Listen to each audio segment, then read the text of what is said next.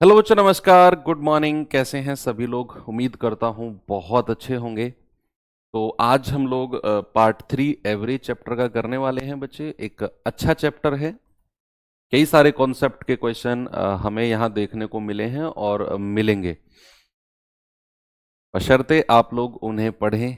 फिर मैं कहूँगा असली पॉइंट वही है। चलिए, कुछ चीज़ें थी हमारी, एक दो क्वेश्चन जो पिछले वाले टाइप के बच गए थे उन्हें करते हैं, और फिर एक फॉर्मूला बेस टाइप को पढ़ेंगे जिनमें डायरेक्ट फॉर्मूले बेस क्वेश्चन पूछे जाते रहे हैं और पूछे जाएंगे। कह रहे 30 छात्रों का औसत अंक 45 है, लेकिन जांच करने के बाद दो गलतियां पाई गई। सुधार करने के बाद यदि एक छात्र 45 अंक ज्यादा और दूसरा 15 अंक कम प्राप्त करता है तो सही औसत क्या होगा? देखो, उसने बहुत सारा काम आपका कर दिया इस सवाल में। सवाल कह रहा है, देखो पिछले जो हमने क्वेश्चंस किए थे कल की क्लास के लास्ट में कि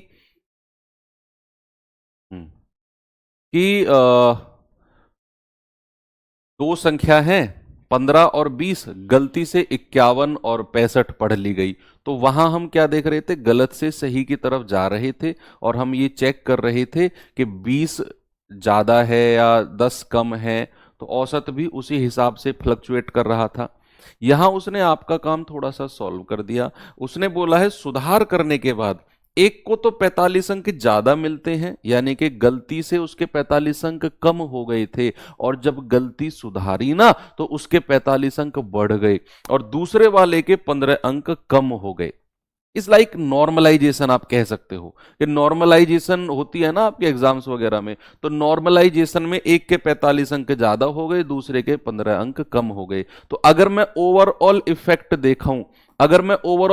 देखूं, तो एक के 45 अंक ज्यादा और दूसरे के 15 अंक कम, तो 45 में से 15 गया, कितना आ गया भैया? 30। यानी कि ओवरऑल जो इंपैक्ट आया है वो प्लस के 30 नंबर का आया है। ओवरऑल इंपैक्ट प्लस के 30 नंबर का आया। और अगर हमें एवरेज में देखना है, एवरेज में कितना इंपैक्ट आएगा, तो प्लस के 30 को डिवाइड कर दो संख्या से, 30 छात्रों से, यानी कि औसत में इंपैक्ट आएगा प्लस के 1 का। तो नया एवरेज कितना हो जाएगा? पुराने वाले में प्लस 1 कर दो, 46 हो जाएगा। बड़ा सिंपल सी बात थी। ओके, एक और सवाल देखते हैं, इसे देखिए जरा। क्षमा तेरे चरणों की जरा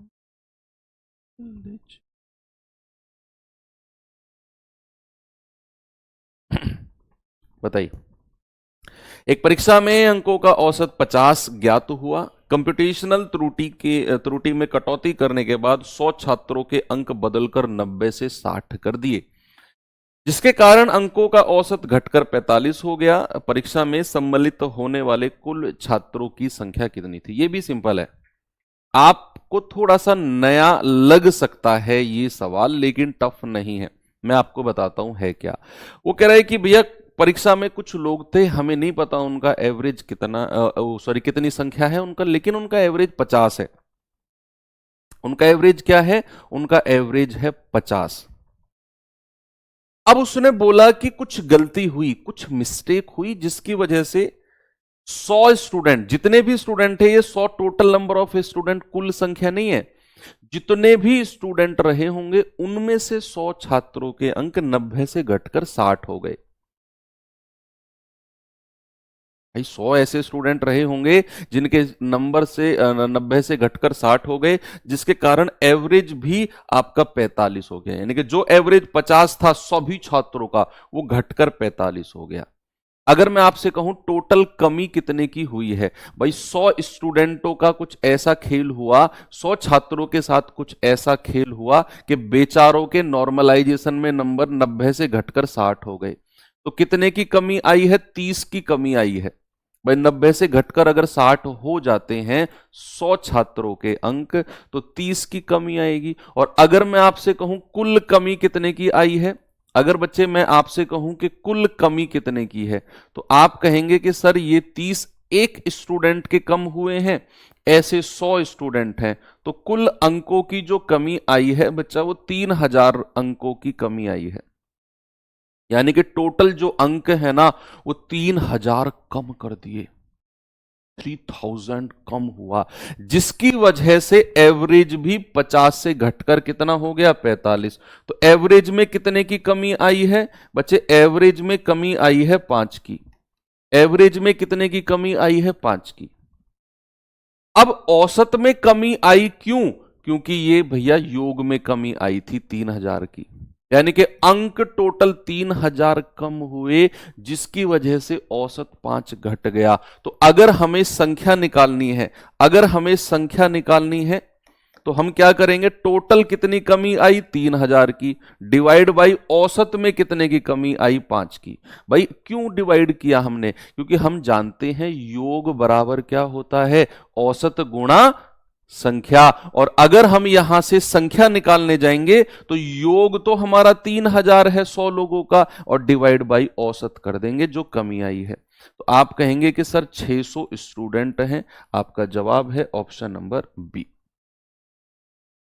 भाई 100 लोगों के साथ कुछ गड़बड़ हुई, उनके अंक 90 से घटकर 60 हो गए, तो 30 अंक कम हुए। तो 100 लोग हैं टोटल, तो 100 गुणा 30, पूरे समूह में 3000 अंकों की कमी आई 100 गुणा 30। अब पूरे समूह का औसत 50 से घटकर 45 हो गया, यानी कि 5 घट गया। तो संख्या कितनी रही होगी पूरे समूह की? जो टोटल कमी आई है उसको डिवाइड कर दो औसत की कमी, यानी कि 5 से। आपका जवाब हो जाएगा 600, बिल्कुल सही है। चलिए अब मैं आपको थोड़ा सा लेकर चलता हूं बच्चे, किसकी तरफ? थोड़े से फॉर्मूले बेस, आसान होंगे बहुत। आप कहोगे सर इतना आसान क्वेश्चन क्यों करा रहे हो? वो सच में आसान ही टाइप है, क्योंकि वो सीधा फॉर्मूला बेस है।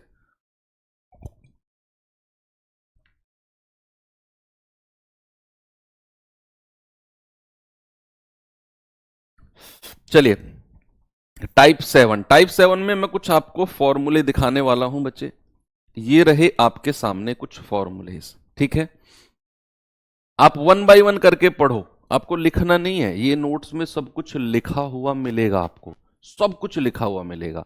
बस आपको यहां पढ़ना है कि अगर n जो है हमारे युग्मों की संख्या, युग्मों की संख्या का मतलब है नंबर ऑफ टर्म्स। n क्या है? हमारा नंबर ऑफ टर्म्स है। अगर तो सवाल कहता है प्रथम n प्राकृतिक संख्याओं का औसत। इंग्लिश वाले बच्चे अगर चाहें तो लिखेंगे average of first n natural numbers.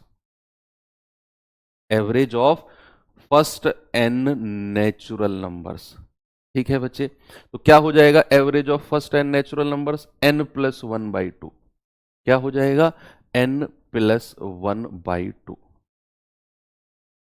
अर्थ क्या कुछ प्रॉब्लम थोड़ी है इसमें, क्या दिक्कत है इसमें? देखो इसमें कुछ आपको मैं बताता हूं। अच्छा एक बात बताओ, मैं मोटा मोटा आपको समझाता हूं। क्लास में बैठे हैं 50 लोग, क्लास में कितने बैठे हैं? 50 लोग। सबके पास औसतन 20-20 टॉफी है।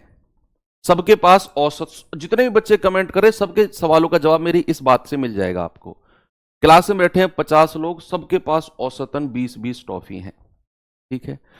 अगर 5 लोगों की टॉफी 20 से घटकर 15 हो जाए, केवल 5 लोगों की, तो क्या उसका फर्क सभी लोगों के औसत पर पड़ेगा? ये कल ही तो समझाया डेविएशन मैंने आपको कि 5 लोगों के 20 टॉफी से घटकर 15 टॉफी हो जाएं, क्या उन 5 लोगों की वजह से सबके ऊपर इंपैक्ट आएगा? सबका एवरेज डाउन होगा ना भैया। चाहे एक व्यक्ति भी अगर क्लास छोड़कर गया है उसकी वजह से भी इंपैक्ट आता है। मैंने तो 5 लोगों की बात करी। तो यहां हमें नहीं पता संख्या कितनी है, लेकिन जितनी भी संख्या है उनमें से अगर 100 लोग ऐसे हैं जिनका अंक 90 से घटकर 60 हो गया, यानी कि प्रत्येक स्टूडेंट के 30 अंक कम कर दिए 100 लोगों के, तो कितना अंक कम किया? टोटल 3000। क्या इस 3000 की वजह से पूरे के पूरे समूह, पूरे के पूरे ग्रुप पर इंपैक्ट नहीं आएगा? बोलो। 20 स्टूडेंट 50 स्टूडेंट है, हर प्रत्येक के पास 20 टॉफी है। 5 लोगों की टॉफी अगर मैं 20 से घटाकर 15 कर दूं तो क्या उसका फर्क सभी के ऊपर नहीं पड़ेगा औसत पर?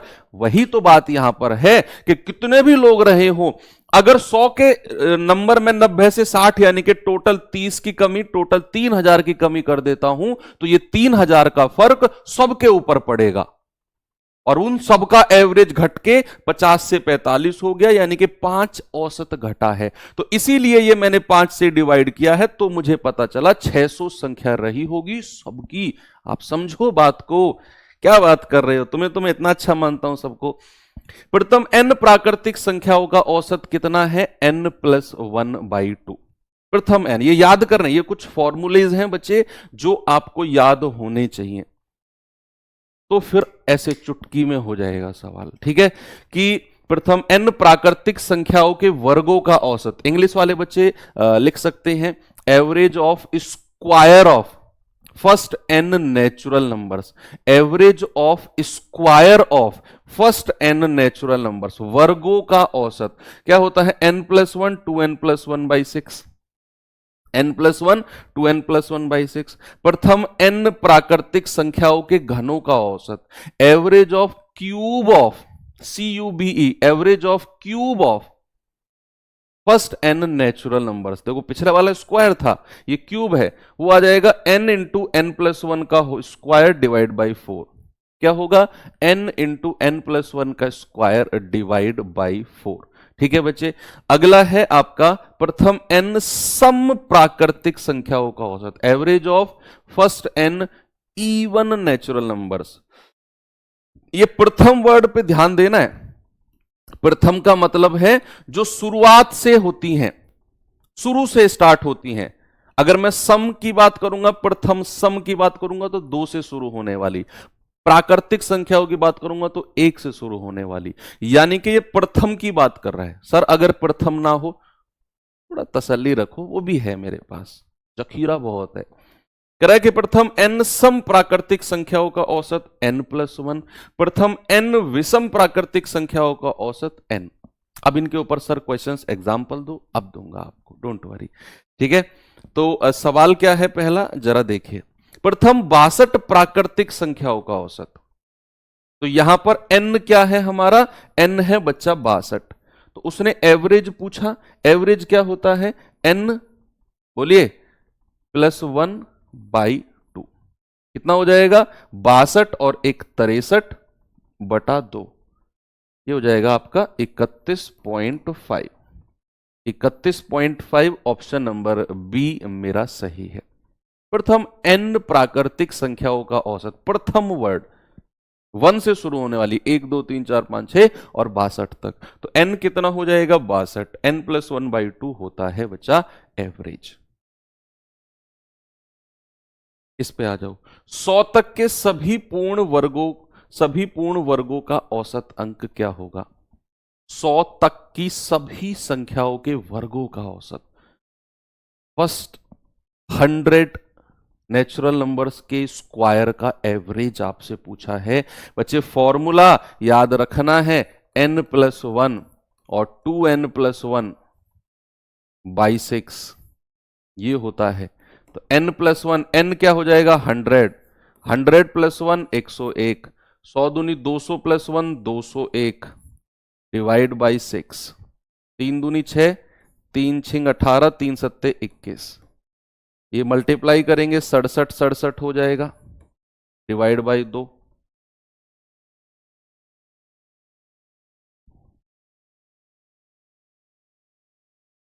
अच्छा, पूर्ण वर्ग परफेक्ट स्क्वायर, सॉरी,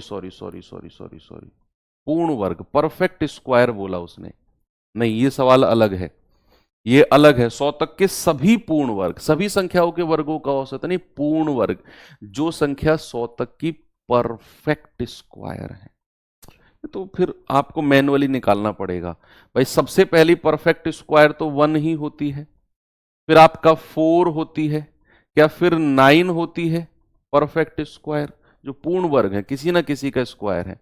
4 का स्क्वायर 16, 5 का 25, 6 का 36, 7 का 49, 8 का 64, 9 का 81 और 10 का 100। ये हो गई 100 तक की हमारे perfect square number. Perfect square number पूर्ण वर्ग कह रहे हैं ना, 100 तक के सभी पूर्ण वर्ग। तो आपने भाई सबसे पहला 1, फिर आता है 4, परफेक्ट स्क्वायर 9, 4 का स्क्वायर 16, 5 का 25, 6 का 36, 7 का 49, 8 का 64, 81 और 100। क्या आप इसको ऐसे लिख सकते हैं कि इसको मैंने 1 का स्क्वायर कह दिया, इसको 2 का स्क्वायर, और ऐसे करते करते ये 10 का स्क्वायर है? तो क्या यहां पर n हमारा 10 हो गया? बोलिए। इसमें भी आप फॉर्मूला लगा सकते हो, लेकिन उसके बारे में आपको थोड़ा सा सोचना पड़ेगा कि 100 तक के सभी परफेक्ट स्क्वायर होते हैं हमारे ये। तो क्या इसको 1 का स्क्वायर, 2 का स्क्वायर, 3 का स्क्वायर, 4, 5, 6 और इसको मैं 10 का स्क्वायर कह सकता हूं?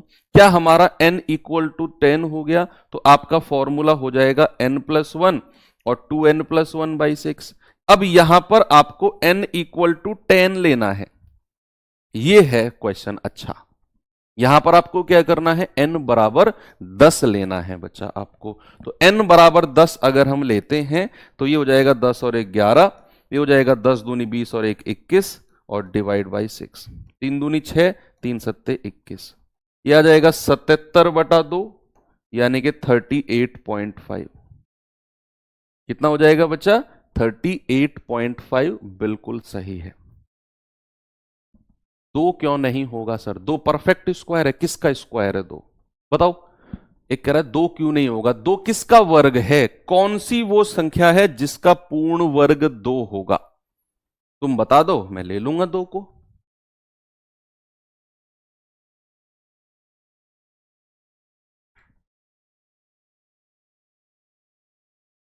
कह रहा है पहली 49 घन पूर्णांकों के घनों का औसत, प्रथम 49 पॉजिटिव इंटीजर्स के क्यूब का एवरेज। क्या फॉर्मूला बताया? n इंटू n+1 का होल स्क्वायर डिवाइड बाई 4। यह होता है प्रथम n प्राकृतिक संख्याओं के घनों का औसत। घनों का औसत। हां, एक बहुत अच्छा सवाल एक बच्चे ने पूछा है कि सर इसमें मान लो अगर 1000 तक संख्या लिखता तो क्या 1000 तक इस तरीके से लिख के हम करते? नहीं। फिर हम क्या करते? 1000 से छोटी पूर्ण वर्ग संख्या ढूंढते। 1000 से छोटी, 1000 से जस्ट छोटी पूर्ण वर्ग संख्या कौन सी होती है, उसे हम ढूंढते। भाई क्या होती है? 31 होती है ना। 30 का 900, 31 का 961 होता है। तो भैया 1 के स्क्वायर से लेकर 2 का स्क्वायर और फिर ये 31 का स्क्वायर हो जाता। तो वहां पर हमारा n इक्वल टू 31 हो जाता। अगर वो 1000 कहता, अगर वो 2000 कहता तो 2000 के आसपास हम देख लेते और फिर उतना कर लेते हम। इस तरीके से करना है। तो मैंने आपको बहुत डिटेल में समझाया है।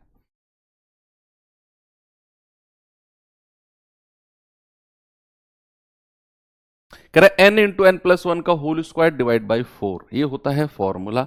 n क्या रखना है? 49। तो 49 इंटू 49 और 1 50 का स्क्वायर डिवाइड बाई 4, तो ये आ जाएगा 49 इंटू 50 का स्क्वायर 2500 डिवाइड बाई 4। मल्टीप्लाई कर दो पहले, 0 0 लास्ट में होगा। 25 निम्मा 225 हासिल का 22, 25 चौके 100 और 22 122 डिवाइड बाई 4। ये आ जाएगा 4 तिया 12, 4 तिया 12, 0 4 6 24। ऑप्शन चेक करना 306 पर, ये नहीं है। ऑप्शन नंबर ए हमारा बिल्कुल करेक्ट हो जाएगा, 30625। ओके।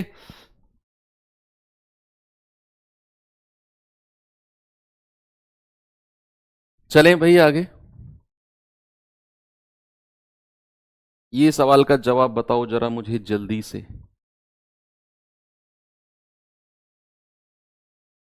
कह रहा है प्रथम 8 सम संख्याओं का औसत। प्रथम 8 सम संख्याओं का। अब सम संख्याओं का एवरेज मैंने देखो, ये पूरा का पूरा टाइप ही फॉर्मूला बेस है बच्चे। आप अगर इधर उधर की बातें करेंगे तो कोई फायदा नहीं है, कोई औचित्य नहीं है। कि सर पूरा डिटेल में करके बताओ, ये करो वो करो। जिस चीज की जरूरत ही नहीं है उसको क्यों डिटेल में घुसना भैया। आप कोई यहाँ कॉम्पिटिटिव एग्जाम की तैयारी तो कर रहे हो आप, तो आपको तो चीजें ऐसी चाहिए जो आपके काम की हो। मैं पूरा डिटेल में 49 तक की संख्याओं के घन करूं, फिर तुम्हें उनको जोड़कर 49 से डिवाइड करूं तो खुश रहोगे तुम?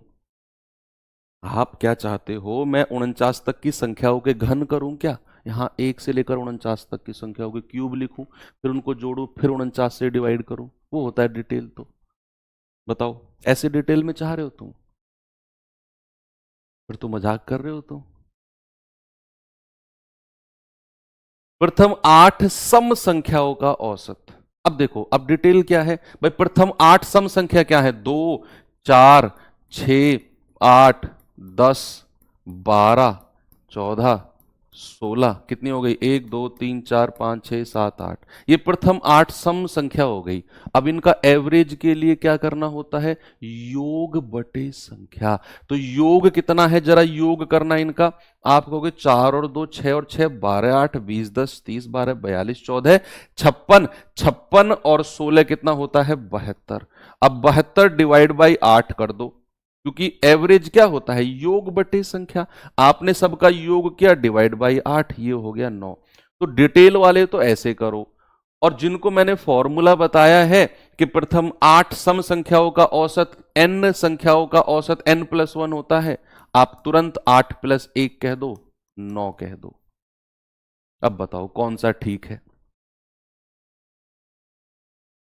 बोलो। प्रथम n प्राकृतिक सम प्राकृतिक संख्याओं का औसत n+1 होता है। n यानी कि जितनी संख्या है उसमें 1 प्लस कर दो। 8 संख्या में 1 जोड़ दिया, 9 आ गया। ऐसे कर लो, आपकी मर्जी है भैया। डिटेल में इस पे आ जाओ। 1 से 92 तक सम संख्याओं का औसत। तो जो डिटेल वाले भैया हैं वो 1 से 92 तक संख्या लिखो, उनको जोड़ो और फिर 92 से डिवाइड करो। करो। 1 से 92 तक लिखो। मैं तो नहीं जोड़ूंगा भाई, मुझे तो पूरा सिलेबस कराना है आपको लिमिटेड टाइम में। अगर मैं लिखूंगा 192 तक जोड़ूंगा तो फिर तो आज की क्लास तो इसी सवाल में चली जाएगी। मैं तो क्या करूंगा, मैं करूंगा प्रथम 1 से 92 तक सम संख्याएं। सबसे पहले तो ये बताओ 1 से 92 तक सम संख्या है कितनी? 1 से 92 तक सम संख्या है कितनी? What is the average of even numbers from 1 to 92? भाई 1 से 92 तक ये तो टोटल नंबर है, ये तो टोटल नंबर है 1 से 92, और इसमें सम संख्या कितनी है? अच्छा आप मुझे बताओ, अगर मैं आपसे कहूं कि 1 से 10 टोटल नंबर कितने होते हैं? आप कहेंगे 10। इन 10 में 5 तो आपका सम संख्या होंगी और 5 ही आपका विषम संख्या यानी कि ऑड होंगी। अगर मैं आपसे कहूंगा 50, प्रथम 50 संख्याएं 1 से 50, तो इसमें 25 आपकी सम होंगी, 25 आपकी विषम होंगी। अगर मैं आपसे कहूं बच्चे कि भैया 100 संख्या, तो 100 में आपका 50 सम होंगी, 50 आपका विषम होंगी। 50 आपका सम होंगी, 50 आपका आधी आधी हो जाती हैं। तो 1 से 92 तक टोटल 92 संख्या है। 92 में आपका आधा कर दो, 46 तो सम होंगी और 46 ही आपका विषम होंगी। अब हमें तो सम से मतलब है, हमें किससे मतलब है? हमें इवन से मतलब है। यस। अब 46 इवन संख्या है 1 से लेकर 92 तक, तो उनका एवरेज क्या होता है? n+1, that is 46 + 1 47। कितना होगा? 47। 46 सम होंगी, 46 विषम होंगी, क्योंकि ये 46 और 46 जुड़कर 92 होता है। ओके, तो आपका जवाब कितना हो गया? n+1 यानी कि 46 + 1। कभी अगर ऐसी संख्या आ जाए कि मान लो 1 से 89 तक, आपसे पूछे 1 से 89 तक सम संख्याओं का औसत, भाई यहां तो आपके दिमाग में आ गया कि 1 से 92 तक 92 संख्या होती है, आधी आधी बांट दो। अगर आपसे कहेगा 1 से 89 तक, तो 89 को कैसे बांटोगे? तो फिर 89 89 को कैसे बांटोगे? तो उस केस में क्या करना है? 89 में से एक जो 89वीं संख्या है ना भाई, ये तो अगर मैं आपसे कहूं 88 अलग संख्या कर दो और जो अलग एक संख्या है उसको हटा दो, वो विषम है, क्योंकि वो 89 89 है वो, तो विषम है, उसे अलग हटा दो। 88 को बांट लो दो संख्या में, 89 में से एक घटा दिया आपने, 88, एक जो +1 है 89वीं संख्या विषम है, उसको अलग हटा दो आप। 88 को बांट लो, इसमें 44 सम होंगी और 44 विषम होंगी। कभी अगर ऐसा सवाल इन केस आ जाए तो आपको इस तरीके से दिमाग लगाना है कि अगर 1 से 89 तक कहे या 1 से 93 तक कहे, उसमें उसको इस तरीके से तोड़ लेना है। अगर आपसे कहेगा सम संख्या तो 44, आपसे कहेगा विषम संख्या तो 44 और 1 45, टोटल विषम संख्या कितनी हो जाएंगी? 45। बात समझ में आ रही है कि अगर 1 से लेकर 89 तक 89 तक सम और विषम संख्या निकालनी हो तो 89 को 88 + 1 कर दो, जो 1 है वो विषम संख्या है। 88 को दो भाग में तोड़ा, 44 44, 44 सम हो गई, 44 और 1 45 विषम हो गई। ये दिमाग लगाना है वैसा आपने। आगे आ जाओ, कह रहा है n प्राकृतिक विषम संख्याओं का औसत क्या होगा? n ही होगा, ये तो सीधा फॉर्मूला है, ये तो सीधा फॉर्मूला है बच्चा कि n प्राकृतिक विषम संख्याओं का औसत n ही होता है। शुरू में ही तो लिखवाया ये तो मैंने आपको। आगे आ जाओ, कह रहा है प्रथम 126 विषम प्राकृतिक संख्याओं का औसत। जल्दी से बता दो बच्चा इसका जवाब।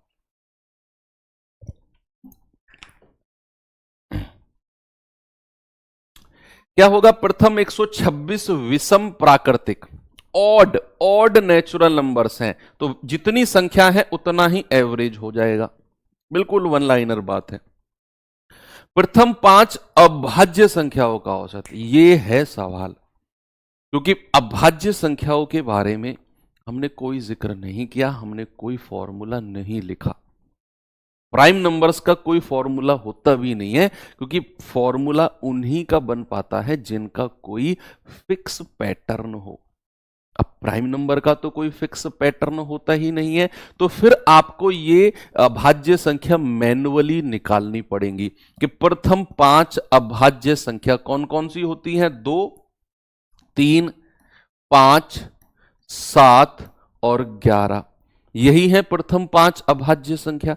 बस इनका एवरेज निकालना है, योग करके संख्या से डिवाइड कर दो। 3 2 5 5 10 7 17 11 28, 28 डिवाइड बाई 5, 5 संख्या है ना, तो 5 पूरे 25 और 5 छंग 30, यानी कि 5.6। ऑप्शन नंबर सी मेरा बिल्कुल करेक्ट है। ओके, आगे चले, ये सवाल करिए जरा, फिर मैं टाइप चेंज कर रहा हूं और फिर हम चल रहे हैं क्रमागत संख्याओं के पास। सवाल करें प्रथम 11 अभाज्य संख्याओं का औसत क्या होगा? तो 11 अभाज्य संख्या लिखनी है आपको, डिवाइड बाई 11 करना है, ये सेल्फ करना है आपको, ये मैन्युअली निकालनी पड़ेंगी। अभाज्य संख्या 11, उनका एवरेज निकालना पड़ेगा आपको। तो ये कंप्लीट टाइप बहुत इजी था, बिल्कुल फॉर्मूला बेस्ड था। अब हम चलते हैं अगला टाइप, और जो कि मोस्ट इंपोर्टेंट है, मोस्ट इंपोर्टेंट टाइप है अभाज्य, सॉरी अभाज्य कह रहा हूं, क्रमागत संख्याएं। कोई बताएगा मुझे क्रमागत संख्याएं क्या होती हैं? पहले तो मैं आपको क्रमागत संख्या का एवरेज नहीं पूछ रहा हूं, कभी फॉर्मूला रटा रटाया मुझे बता दो। मैं कह रहा हूं क्रमागत संख्या क्या होती है। What are consecutive numbers? Consecutive numbers क्या होते हैं बताइए। What are consecutive numbers? Sir एक नहीं जुड़ेगा क्या? वो सम में जुड़ता है, इवन में जुड़ता है बच्चे। ऐसे लिखने से, टाइप करने से पहले देख लिया करो ना यार। पता है तुम लोगों की कमी क्या है? तुम लोग भरोसा, बस तुम्हारा ना एक टाइप कीपैड खुला रहता है, आधा दिमाग कीपैड पे, जो भी तुम्हें डाउट है ना वो सीधा कीपैड पे जाता है तुम्हारा। प्रॉब्लम है भाई, समझो आप बात को। ये समय आपका है 24 घंटे, उम्मीद आपके घर वालों को आपसे है, तो ऐसे मत करो। मैंने वो फॉर्मूले लिखवाए थे, अगर वो साइड में 1 बाई 1 छोटे छोटे लिख लेते तुम, तो ये बार बार ऐसे टाइप करने की जरूरत नहीं पड़ती। तुम्हें पता है मेरे साथ कमेंट स्पीड से चल रहे हैं, आप कॉपी पेस्ट करते जाओगे जब तक मैं नहीं देखूंगा, तुम्हारा माइंड डिस्टर्ब होगा इससे, मेरा नहीं होगा। क्रमागत संख्या कॉन्जिक्यूटिव नंबर्स क्या होते हैं? क्योंकि पता है मैं आपसे क्यों कहता हूं ये सब बातें, क्योंकि जब फेल होते हैं ना, उसका दुख क्या होता है मैं जानता हूं। वो 2018 का सीजीएल दिया था मैंने, उसमें प्री हो गया, मेंस हो गया, पूरे गांव में फैल गई बात कि भाई लड़के का सीजीएल में सिलेक्शन, सीजीएल में सिलेक्शन, लोग बधाई देने आने लग गए। मेंस के बाद में फिर टाइपिंग होती है, वो हो गई, डिस्क्रिप्टिव हो गया, उसी के साथ साथ मेरा सीपीओ भी एग्जाम हो गया था प्री, मैं फिजिकल की तैयारी कर रहा था। उसी के साथ साथ 2018 की बात बताऊँ, उसी के साथ साथ मेरा एमटीएस, एसएससी एमटीएस में फाइनल मेरिट तक मैं पहुंच गया। पूरे गांव में ये बात हो गई कि भाई लड़का 3-3 नौकरी ले जाएगा, ये तो नाम कर दिया, वो कर दिया। हुआ क्या, सीजीएल का रिजल्ट आया फाइनल 0.5 से बाहर, उसका एमटीएस का रिजल्ट आया 1.5 नंबर से बाहर, सीपीओ के फिजिकल में बाहर, और ये सब 1 महीने के अंदर हुआ था। आप सोचो मेरा पर्सनली मेरा कितना बुरा हाल हुआ होगा। आज तो चलो ठीक है, मैं बहुत नॉर्मली ये बात आपको बता पा रहा हूँ, वो दिन सोचो कि 1 महीने के अंदर सब कुछ खत्म, और ये बात आसपास में फैल गई थी कि सिलेक्शन हो गया। लोग उसके बाद मेरे फेल होने के 1 महीने बाद तक मुझसे पूछते रहे, क्या रहा भाई, क्या रहा भाई, तुम्हारी 3 नौकरियों का। जिन लोगों को पता था कुछ लोग वो भी पूछते थे, जिनको नहीं पता था वो भी पूछते थे। बहुत बुरा लगता है जब हम लोग फेल होते हैं।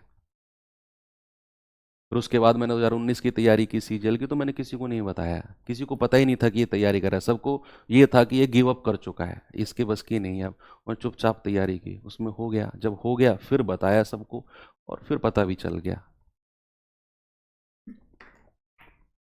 तो इसलिए मैं कह रहा हूं, जो भी तैयारी कर रहे हो, बहुत सारे लोग तुमसे उम्मीद भी कर रहे हैं, बहुत सारे लोग तुम्हारा मजाक उड़ाने के लिए भी तैयार बैठे हैं। बस उनको मौका चाहिए, और उनको मौका तुम दे रहे हो। जो लोग सीरियसली नहीं पढ़ रहे हैं ना, उनको मौका दे रहे हो तुम,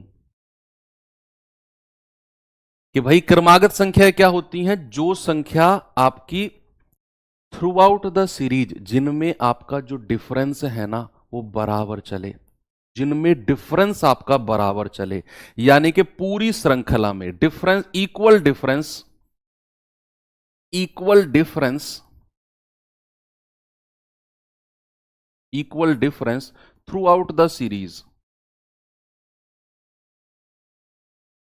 थ्रू आउट द सीरीज, पूरी जितने भी नंबर आपको सपोज मैंने दिए हैं उनमें आपका डिफरेंस इक्वल चले, पूरी श्रृंखला में बराबर अंतर। हिंदी वाले बच्चे लिखेंगे पूरी श्रृंखला में बराबर अंतर। सर जॉब नहीं छोड़ी, चल रही है मेरी जॉब, आपकी क्लासेस, अभी दिवाली की छुट्टी आया हुआ हूँ, दिवाली के बाद चला जाऊंगा फिर आपको वहाँ से, जहाँ मेरी जॉब चल रही है वहाँ भी स्टूडियो लगी हुई है, तो वहाँ से क्लास करेंगे, है ना। अभी आप इस पे फोकस करो जहाँ, इसलिए मैं ट्रैक से हटता नहीं हूँ। फिर आप भी इधर उधर की बातें करने लग जाते हो, मैं भी अपने दुखड़े सुनाने लग जाता हूँ, तो ऐसा नहीं होना चाहिए। आपका टाइम है, आपके टाइम में मैं अपने दुखड़े क्यों सुनाऊं भाई। Equal difference through out the series, जैसे सपोज दैट, अब वो डिफरेंस कुछ भी हो सकता है। मैंने कहा 2, 3, 4, 5, 6, क्या ये हमारा डिफरेंस इक्वल है?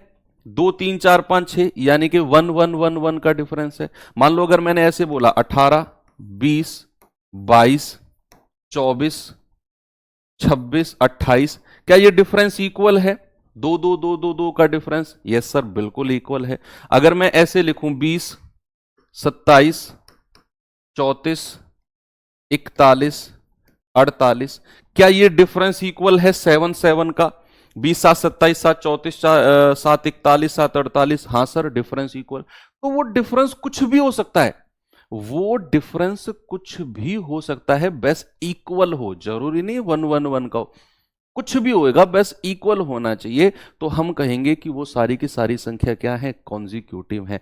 ऐसा अगर मैं आपसे बोलूं कि भैया आपने टेबल पहाड़े पढ़े, याद किए थे क्या बचपन में? टेबल पहाड़े जो होते हैं, 2 दूनी 4, 2 4, 2 चौक 8, 7 दूनी 14, 7 तिया 21, 11 एकम 11, 11 दूनी 22, 11 तिया 33, 11 चौक 44, ऐसे टेबल याद किए थे ना, तो याद रखना जितने भी टेबल होते हैं, जितने भी पहाड़े होते हैं, वो सभी क्रमागत होते हैं। सभी के सभी पहाड़े, ऑल टेबल्स, सभी पहाड़े जो होते हैं, ऑल टेबल्स, ऑल टेबल्स, ठीक है, वो सारे के सारे क्या होते हैं, वो कॉन्जिक्यूटिव यानी कि क्रमागत होते हैं, क्योंकि उन सभी में गैप इक्वल होता है बच्चे। जो डिफरेंस होता है ना, वो थ्रू आउट द सीरीज बराबर चलता है। आप किसी का भी पहाड़ा, किसी का भी टेबल पढ़ो, उसमें डिफरेंस आपका बराबर ही चलेगा लास्ट तक। तो सभी पहाड़े क्या होंगे, सभी पहाड़े आपके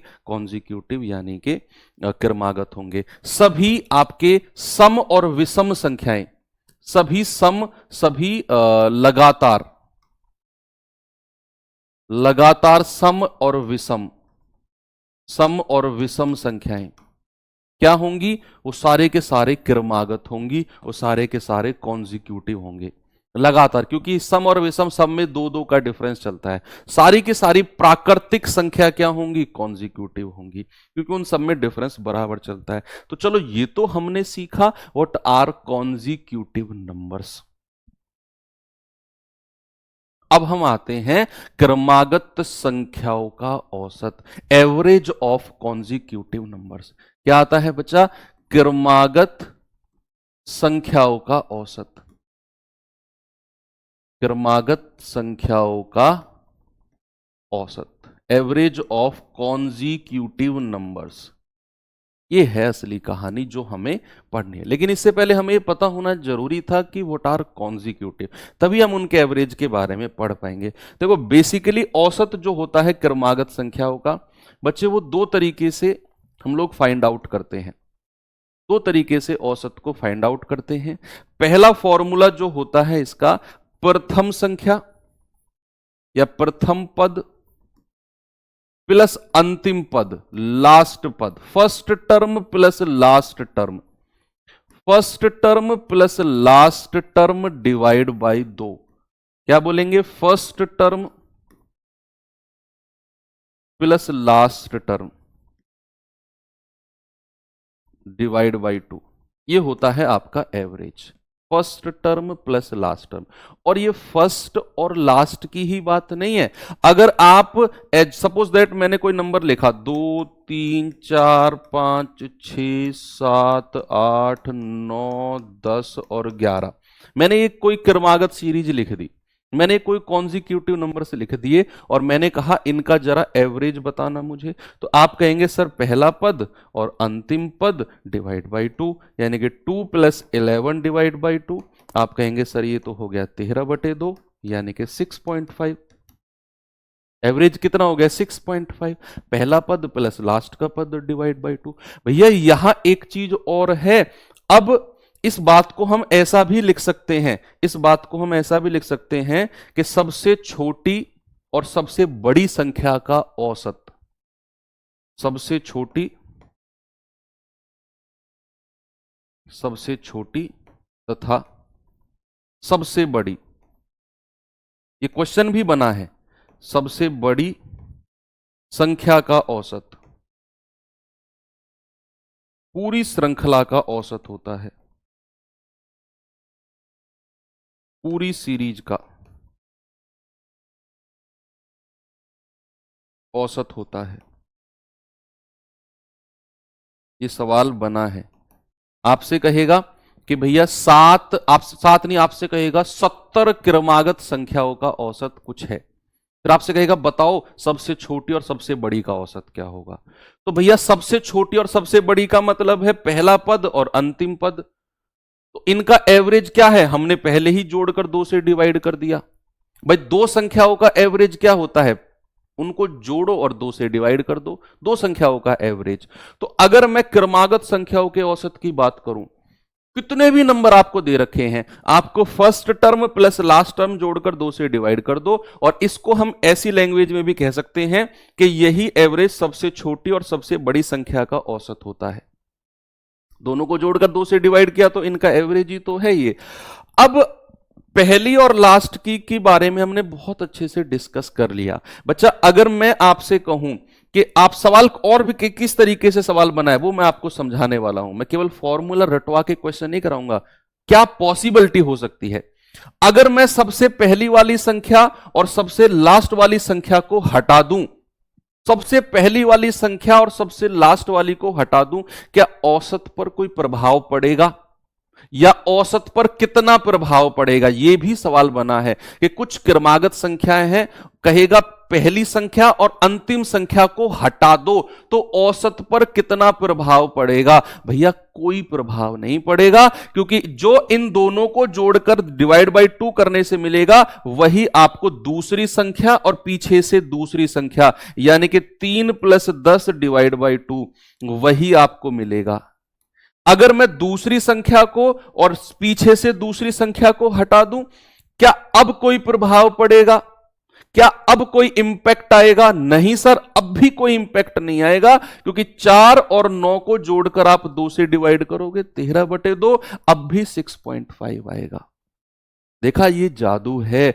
अगर आप पहले से तीसरी और पीछे से तीसरी संख्या को हटा देते हो तो 8 5 13/2 अब भी 6.5 आएगा। अगर आप पहले से इन दोनों को हटा देते हो तो क्या कोई प्रभाव पड़ेगा? नहीं सर, 7 6 13/2 अब भी 6.5 आएगा, अब भी 6.5 आएगा। तो ये बात बहुत ही महंगी है जो मैंने आपको बताई है कि अगर आपसे कहेगा सबसे छोटी और सबसे बड़ी का औसत, पूरी श्रृंखला का औसत होता है, पूरी सीरीज का औसत वही होगा जो सबसे छोटी और सबसे बड़ी का औसत होगा। और अगर मैं आपसे कहूं कि कुछ संख्याओं का एवरेज दिया हुआ है और सवाल कहेगा सबसे छोटी और सबसे बड़ी संख्या को हटा दो तो नया औसत क्या हो जाएगा? भैया वही होगा जो सबका है, जो पहले से ही है, कोई प्रभाव नहीं पड़ेगा। सबसे छोटी सबसे बड़ी, पहली दो अंतिम दो संख्या को हटाने पर कोई प्रभाव पड़ेगा क्या? पहली दो और अंतिम दो को हटा दो तब भी प्रभाव नहीं पड़ेगा, 4 9 13/2।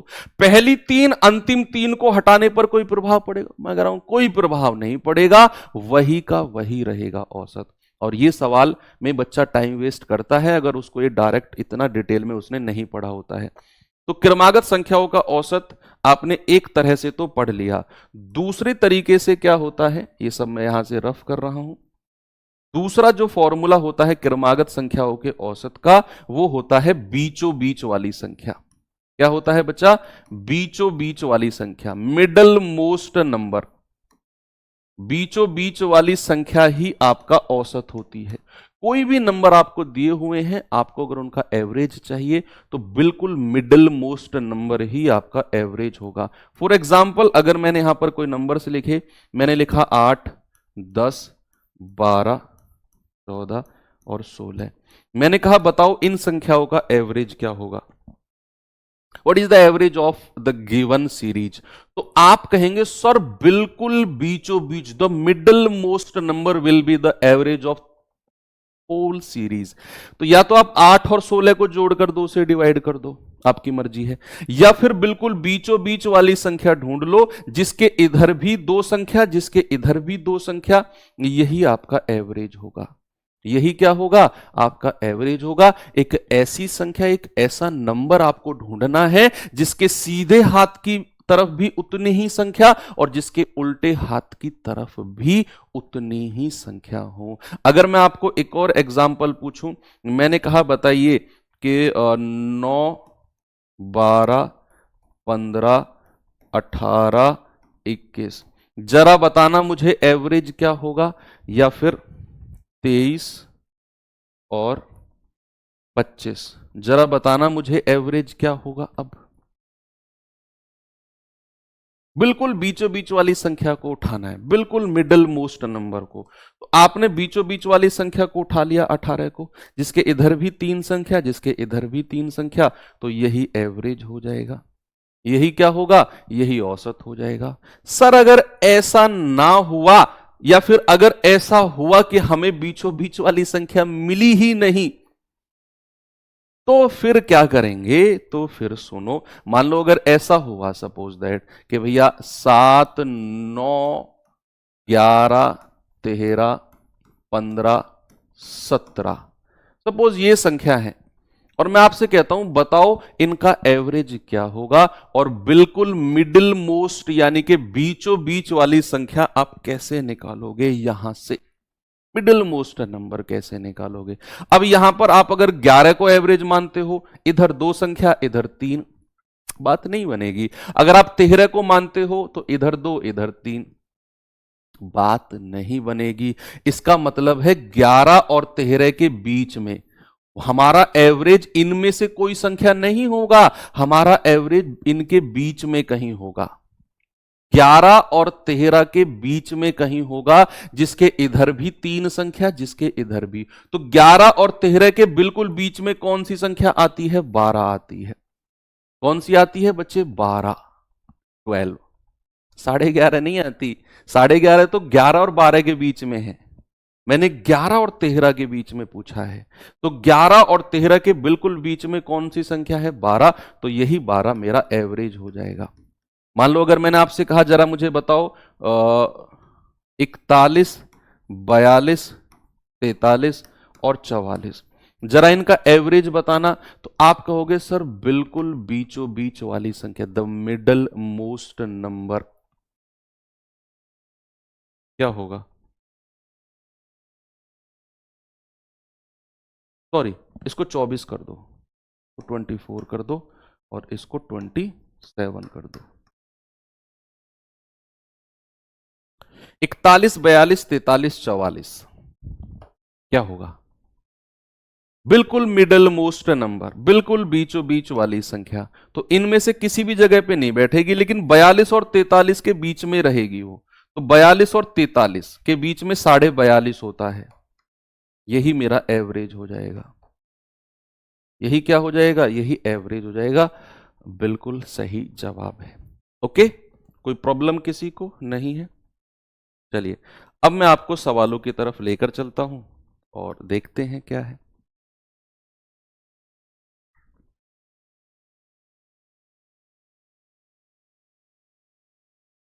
कह रहे 7 क्रमागत पूर्णांकों का औसत 7 है। 7 क्रमागत पूर्णांकों का औसत कितना है, 7। इनमें से सबसे बड़ी संख्या क्या होगी। अब हमें नहीं पता कि वो 7 क्रमागत पूर्णांक यानी कि कॉन्जिक्यूटिव नंबर्स हैं। तो आप क्या करो, 7 स्पेस बना लो, 1 2 3 4 5 6 7, ये 7 जगह बना ली आपने। बहुत आसान टाइप है, बहुत आसान टाइप है कि आपने 7 जगह बना ली। अब इनका एवरेज कितना है, 7। तो आपको यह पता है कि जो इनका एवरेज 7 है, ये बिल्कुल बीचों बीच वाली संख्या होगी, कहीं बीच में बैठा होगा। यानी कि इधर भी 3 संख्या है, इधर भी 3 संख्या है, तो ये 7 इस पोजीशन पे आके बैठ जाएगा। ये 7 किस बिल्कुल बीचों बीच वाली पोजीशन पे आके बैठ जाएगा। तो 7 से अगली संख्या कौन सी है, 7 से अगली नंबर कौन सा है, 8। 8 से अगली संख्या 9, 9 से अगली संख्या 10, 7 से पहले 6, फिर 5 और फिर 4। लो ये आ गई सारी की सारी संख्या मिल गई। इतना आसान टाइप है ये कि बीचों बीच पहले जितनी वो संख्या कहेगा उतने स्पेस बना लो, एवरेज को बीच में बैठा दो, फिर देख लो क्या पूछ रहा है। सबसे बड़ी संख्या क्या है, सबसे बड़ी संख्या 10 है। ऑप्शन नंबर डी मेरा सही है। ओके, इस सवाल पे आ जाओ। कह रहा है कि 5 क्रमागत सम संख्याओं का एवरेज 66 है। 5 क्रमागत सम इवन नंबर है, एवरेज 66 है। कह रहा है उच्चतम और निम्नवत संख्याओं के बीच अंतर, सबसे बड़ी और सबसे छोटी के बीच का डिफरेंस आपसे पूछा है, बताइए।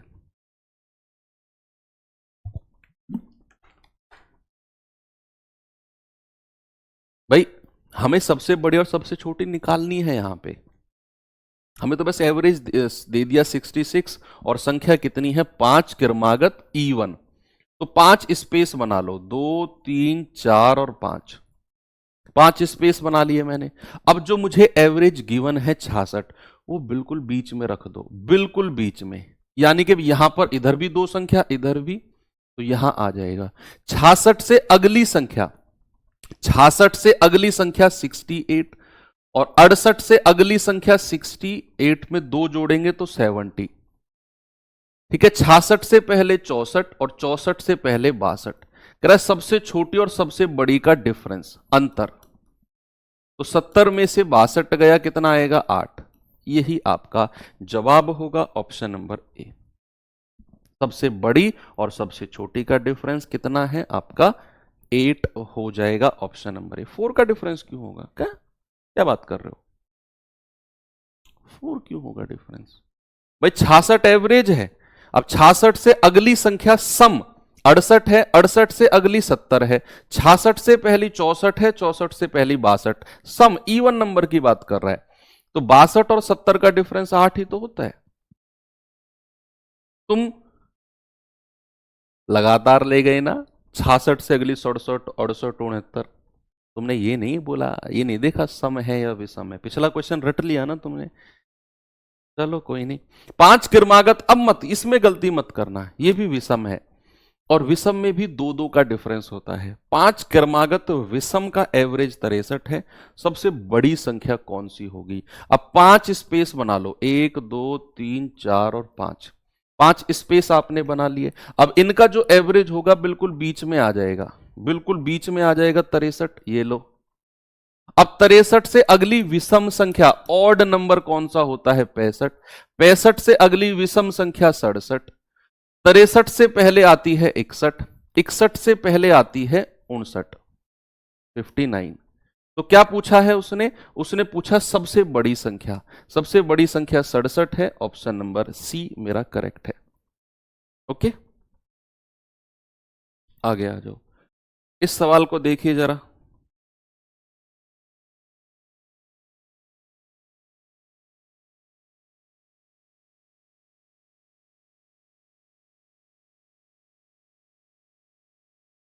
बताइए बच्चे, इसका जवाब जल्दी से आप लोग मुझे, क्या होगा? सवाल है, 4 क्रमागत विषम संख्या ABCD का औसत 14 है। ए और डी का मल्टीप्लीकेशन या फिर गुणनफल क्या होगा?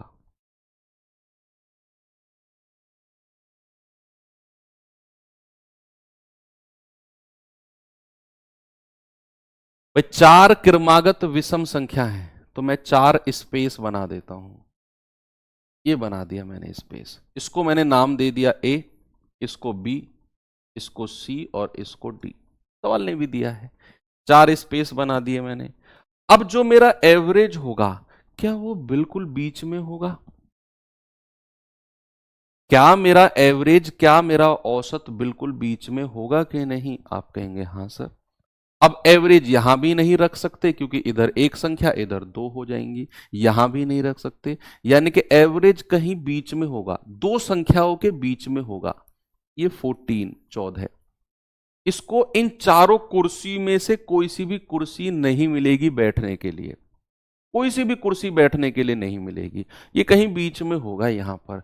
अब आप मुझे बताओ, 14 से अगली विषम, क्योंकि उसने विषम संख्या ऑड नंबर के बारे में बोला है, तो 14 से बड़ी ऑड नंबर विषम संख्या क्या है? 15। और 15 से बड़ी ऑड नंबर क्या है? 17। फिर से सुनो, एवरेज कितना था? 14। 4 क्रमागत विषम का, तो मैंने कहा 14 को इन चारों में से कहीं भी स्थान नहीं मिलेगा, तो दो संख्याओं के बीच में बैठेगा ये। तो 14 से बड़ी ऑड नंबर विषम संख्या 15, 15 से बड़ी विषम संख्या 17। अब 15 से छोटी विषम ऑड नंबर 13 और 13 से छोटी विषम संख्या 11। ये चारों की चारों संख्या आपको मिल गई, 11, 13, 15 और 17। ये 14 का अब कोई मतलब नहीं है, 14 तो इनका एवरेज है, 14 इनकी बीच की संख्या नहीं है, 14 इन चारों का औसत है। 14 का केवल एक ही काम था, बीच में बैठकर इन चारों संख्याओं को फाइंड आउट करना। अब कह रहा है सबसे बड़ी और सबसे छोटी का गुणनफल, यानी कि a मल्टीप्लाई बाई डी कितना आ जाएगा? 11 मल्टीप्लाई बाई 17। तो 17 एकम 17, 187। कितना आएगा बच्चा? 187। ऑप्शन नंबर डी मेरा बिल्कुल करेक्ट है। ठीक है, आगे बढ़ूं। ये सवाल देखना जरा।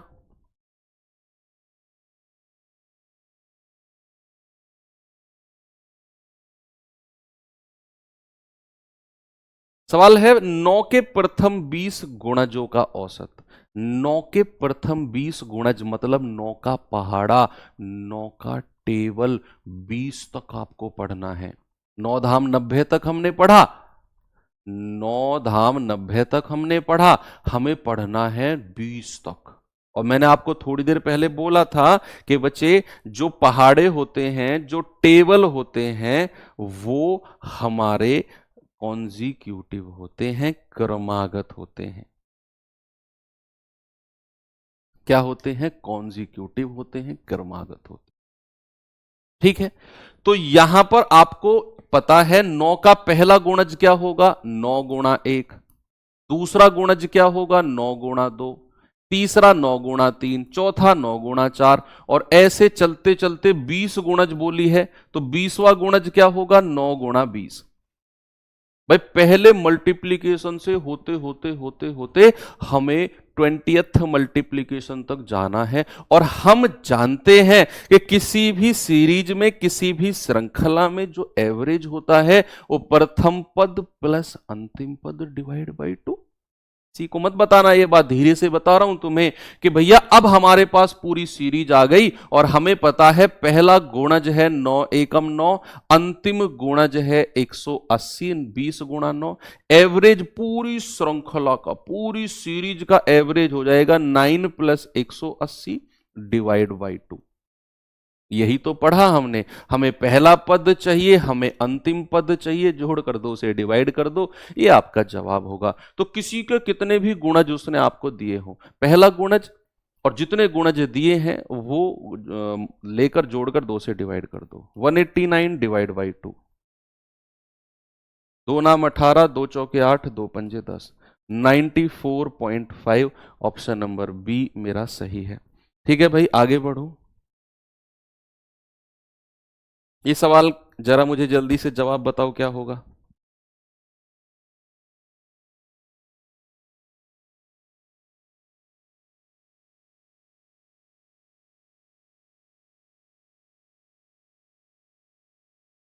कह रहे 11 के प्रथम 12 गुणज का औसत।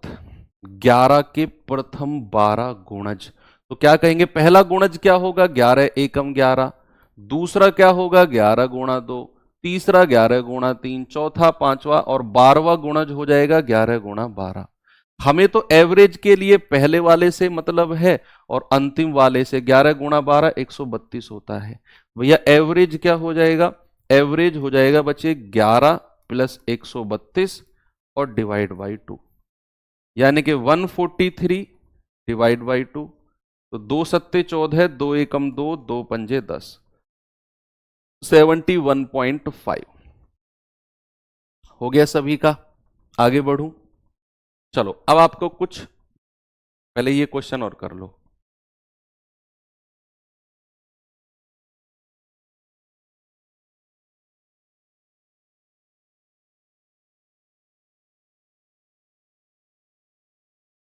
सवाल है 65 क्रमागत सम संख्याओं का औसत 118 है।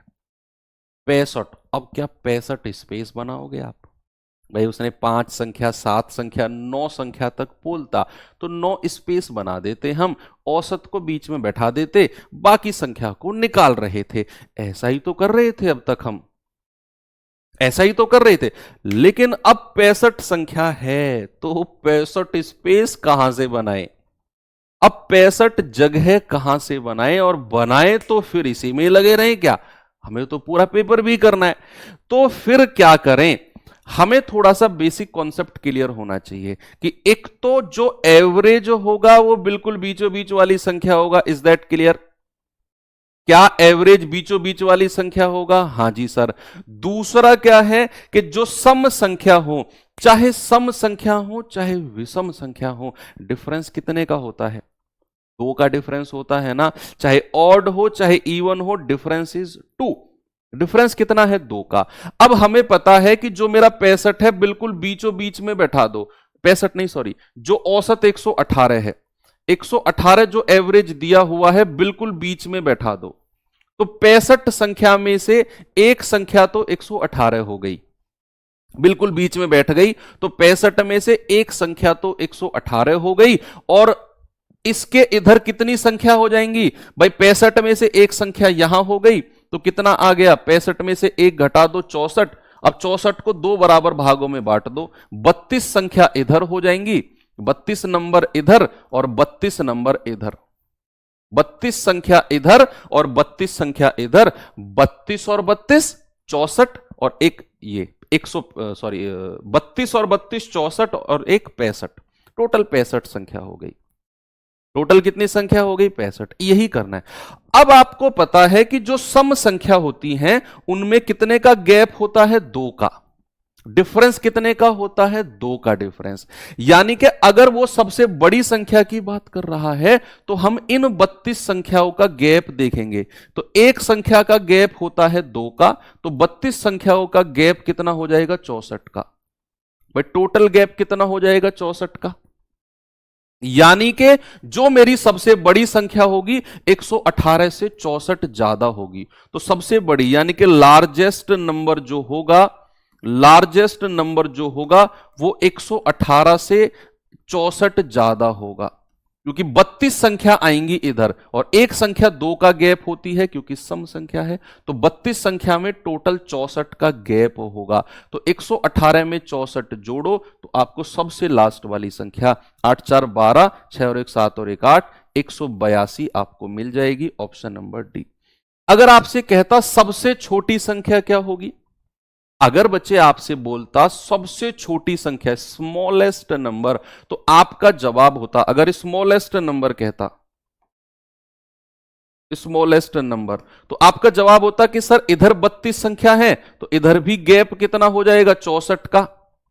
यानी कि 118 से 64 कम कर दो, 118 में से 64 कम कर दो, ये आ जाएगा 54। तो सबसे छोटी संख्या क्या है? 54। स्मॉलेस्ट नंबर क्या है? 54। और बड़ी संख्या क्या है? 64। जोड़ दो, आप कहेंगे 182। ठीक है बच्चा, कोई प्रॉब्लम किसी को नहीं है, ऐसे भी कर सकते हैं। अब मैं आपको थोड़ा सा एक फिक्स पैटर्न और कुछ फॉर्मूला बेस 2 3 4 सवाल कराता हूं, फिर हम अपना टाइप चेंज करेंगे। आइए जरा इस पे।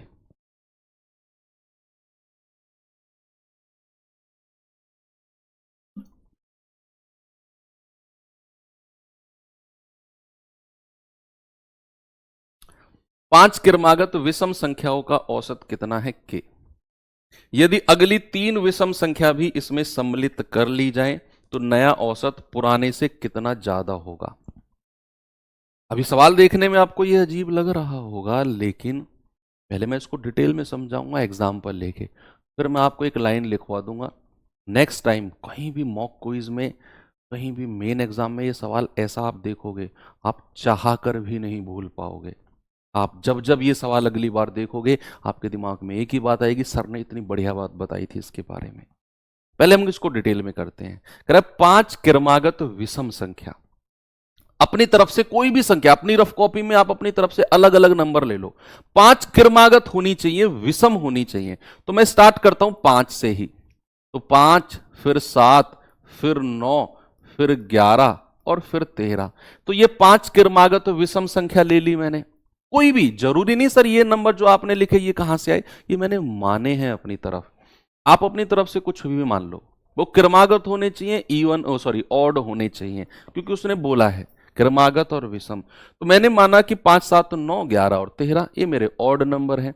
अब इनका जो एवरेज है क्या वो बिल्कुल बीचों बीच वाली संख्या होगा? एवरेज। और इसको उसने क्या बोला है? इसको बोला है के। औसत क्या है? के। यानी कि के की वैल्यू हमें मिल गई 9। के की वैल्यू कितनी है? 9। अब सवाल कहता है अगर मैं अगली 3 विषम संख्या भी जोड़ लूं, तो बच्चे अगर आप अगली 3 ऑड नंबर भी लेते हैं तो 13 से अगला 15, 15 से अगला 17 और 17 से अगला 19। अब एवरेज क्या है? जरा नया औसत क्या हो जाएगा? नया एवरेज बताना जरा, पहली संख्या और अंतिम संख्या को जोड़कर 5 + 19। अब अगली 3 संख्या बोला है ना उसने, अगली 3 विषम संख्या भी सम्मिलित कर लो, तो 15 17 19 ले ली हमने। तो नया एवरेज हो जाएगा 19 और 5 24 बटा 2 यानी कि 12। नया एवरेज कितना मिल गया बच्चे? नया एवरेज हो गया 12। अब सवाल कह रहा है कि अगर मैं अगली 3 भी सम्मिलित कर लूं तो जो नया औसत है ना वो पुराने से कितना ज्यादा होगा, पुराने वाले से कितना ज्यादा। तो पुराना एवरेज कितना था 9 और नया एवरेज कितना है 12। तो भाई 9 से कितना ज्यादा है ये? सर ये तो 3 ज्यादा है। क्या ये पुराना औसत 9 है, नया औसत 12 है, तो क्या ये पुराने वाले से 3 ज्यादा है ना? तो आपका जवाब हो जाएगा ऑप्शन नंबर बी। क्या जवाब हो जाएगा? उसने यही तो पूछा कि जो नया एवरेज है पुराने वाले से कितना एक्स्ट्रा है, कितना ज्यादा है। तो 9 से 12 कितना ज्यादा है? 3 ज्यादा है जी। लेकिन अब हम इसे, मैं आपको एक चीज लिखवाने वाला हूं और उसे लिखवाने के बाद आपको उसी तरीके से सॉल्यूशन करना है। मैं लिखवाने वाला हूं कि अगर आपको कुछ भी, मान लो आपको कह दे कि n संख्याओं का औसत, n संख्याओं का औसत या एवरेज, सपोज आपको दे दिया a, अब कह रहा है अगली, नेक्स्ट, इंग्लिश वाले बच्चे लिखेंगे नेक्स्ट, अगली m या तो सम या तो इवन या ऑड, अगली m कुछ भी, सम या विषम कुछ भी, अगली m सम या विषम संख्या सम्मिलित करने पर, इंक्लूड करने पर, सम्मिलित करने पर नया औसत जो होगा, नया एवरेज जो होगा, जितनी संख्या आप ऐड कर रहे हो ना, कितनी संख्या आपने सम्मिलित की m, पुराने वाले औसत में उतना ही ज्यादा इंक्रीमेंट हो जाएगा, उतना ही बढ़ जाएगा पुराना औसत। अगर आप सम या विषम संख्या लेते हो, मैंने कहा अगर आप ऑड या इवन नंबर लेते हो तो जितनी नंबर आप ले रहे हो, जितनी संख्या आप सम्मिलित, जितने नंबर आप इंक्लूड कर रहे हो, औसत भी उतने से ही बढ़ जाएगा। चाहे वो सम संख्या ले चाहे विषम ले। अगली, अगर वो पूरे क्वेश्चन में सम की बात कर रहा है तो अगली m सम लेगा, अगर विषम की बात कर रहे हैं तो अगली m विषम लेगा। अब जैसे उसने कहा 5 क्रमागत विषम संख्याओं का औसत k है, अगली तीन विषम संख्या लिया तो नया औसत पुराने वाले से कितना बढ़ गया? जितनी संख्या लेगा औसत भी उतना ही बढ़ जाएगा। 3 संख्या ली, औसत 3 बढ़ गया। अब नहीं भूलोगे आप ये बात कभी भी। बस बात क्या होनी चाहिए? सम या विषम की। प्राकृतिक संख्याओं की बात नहीं की मैंने, मतलब जो कॉन्जिक्यूटिव नंबर्स, नेचुरल नंबर्स की बात नहीं की मैंने, सम और विषम की बात करी है। तो सम और विषम के केस में जितने वो नंबर लेगा एवरेज भी उतना ही बढ़ जाएगा। आपको ये ध्यान में रखना है और ये सब करने की जरूरत आपको नहीं है। ठीक है बच्चा?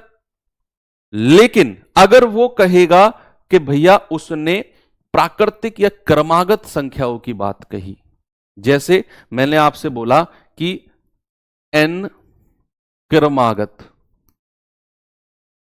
प्राकृतिक संख्या या n क्रमागत संख्या बोलेगा तो प्राकृतिक बाय डिफॉल्ट होती है। एवरेज सपोज a है, अगर उसने कहा अगली m क्रमागत संख्या सम्मिलित करने पर नया औसत, नया एवरेज जो होगा ना बच्चे, वो याद रखना, पुराने वाले एवरेज में प्लस करना है m/2। क्या प्लस करना है? m/2। यानी कि जितनी संख्या वो ले रहा है उसका आधा कर दो, उसका हाफ कर दो, नया औसत उतना बढ़ जाएगा। तो सवाल कह रहा है 9 क्रमागत संख्याओं का औसत है n। यदि अगली दो संख्या भी सम्मिलित कर लें तो नया औसत क्या हो जाएगा, पुराने वाले में क्या जोड़ेंगे, जितनी संख्या वो ले रहा है उसको डिवाइड बाई 2 कर दो। वही तो मैंने बोला, जितनी वो संख्या सम्मिलित कर रहा है डिवाइड बाई 2। तो आपका जवाब कितना हो जाएगा, n+1। यानी कि एवरेज नया वाला 1 से बढ़ जाएगा, इंक्रीज बाई 1। क्या हो जाएगा, इंक्रीज बाई 1। यही आपने करना है, इंक्रीज बाई 1। लेकिन अगर वो यहां सम या विषम संख्या कहेगा तो जितनी संख्या वो बढ़ा रहा है औसत भी उतने से बढ़ेगा। और अगर वो केवल क्रमागत संख्या कहेगा, सम या विषम का जिक्र नहीं करेगा, तो फिर ये m/2, जितनी संख्या वो ले रहा है उसको डिवाइड बाई 2 कर देंगे तो नया औसत इतने से बढ़ जाएगा। ये सवाल देखिए बच्चे, जरा बताना मुझे।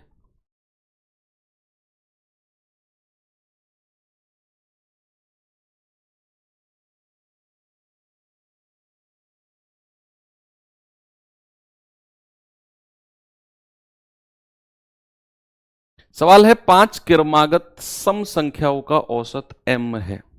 5 क्रमागत सम संख्याओं का औसत कितना है, m। यदि अगली 5 सम संख्या भी शामिल कर लें तो 10 संख्याओं का औसत क्या होगा,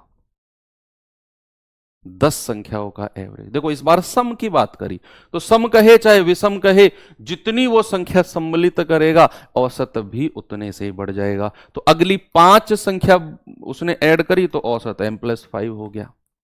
क्या हो गया, m+5। ये करना है आपने, ओके, वेरी गुड। चलो ठीक है, फिर एंड करते हैं, एक क्लास और कर लेंगे इसकी। चलो तो ये फिर मैं आपको HW देता हूं, कल इस चैप्टर को एंड कर देंगे, क्योंकि अभी इसमें 12-13 क्वेश्चन बचे हुए हैं और 9:30 बजे के बाद आप लोग रोने लगते हो, और इसमें लगेगा कम से कम अभी 45 मिनट, 45 से 50 मिनट, क्योंकि अभी क्रिकेट वाले क्वेश्चन शुरू होंगे। तो क्रिकेट के बाद कुछ मिसलेनियस, कोई नहीं, कल हम 1 घंटे में इस चैप्टर को एंड करके फिर इसी वीक में मेरा टारगेट है कि आपका रेशियो एंड प्रोपोर्शन चैप्टर हम एंड करें। बेशक हमें संडे में क्लास क्यों ना लेनी पड़े, ओके, या सैटरडे में थोड़ी सी बड़ी क्लास कर लेंगे। तो ठीक है, मिलते हैं फिर कल। थैंक यू, बाय बाय, जय हिंद।